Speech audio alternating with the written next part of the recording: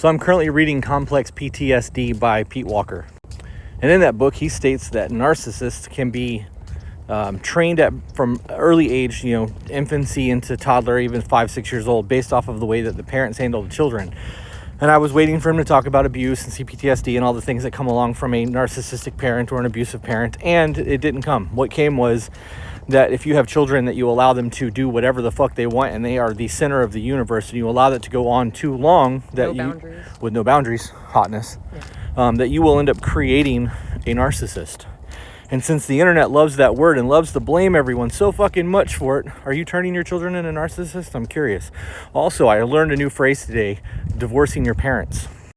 He talks about a case where one of his clients was being abused by his narcissistic mother, like actual abuse, not, just somebody that you claim on the internet as a narcissist. And that he was having a hard time with the triggers and not healing and not responding. And it turns out that the guy was talking to his mother every day on the phone, and his mother was continuing to abuse him even though he had moved out of the house a long time ago. He then said that the phone calls went from a daily thing to once a week, and then from once a week to once a month to once a year, then the holidays only, and then eventually not at all. And he used the term divorcing your parents. And then it dawned on me that we've talked on the podcast a lot about how you can't heal in the same environment you've been hurt in.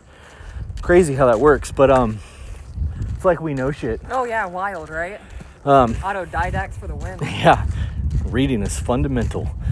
One of those things where you guys want to go through a spiritual growth journey or a self-help journey, and your environment doesn't change, and you're living in a toxic, shitty minefield where you have to walk on eggshells and tiptoe around other people's emotions and feelings, and you're still being abused. And then you wonder why nothing's changed and why you feel like you're the problem, right? And yes, you are the problem. That means you get to change the situation. You being the problem in that situation is that you're still there. This is also why when we get emails from listeners, we don't condone any form of abuse. If we think somebody's being abused, our answer is to leave, right? It's always just leave. She's ignoring me. Okay. Oh, I didn't know you were speaking to me. I'm talking to them. I was talking. I was hoping you were listening. I am listening. Yeah? There's not a single situation where I'm like, oh yeah, you can fix that. You leave. I should have changed the conversation while I was talking and started talking about flux capacitors and the way that they work inside of the DeLorean.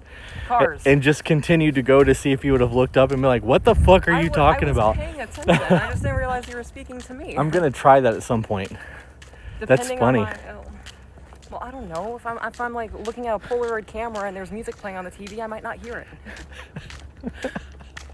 You excited about that Polaroid? I am really excited about it. I thought about taking a picture for you this morning. Yeah. Oh, yeah? Yeah.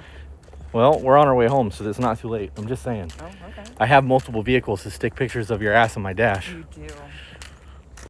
We side railed. I don't remember what I was talking about. Have a good day, guys.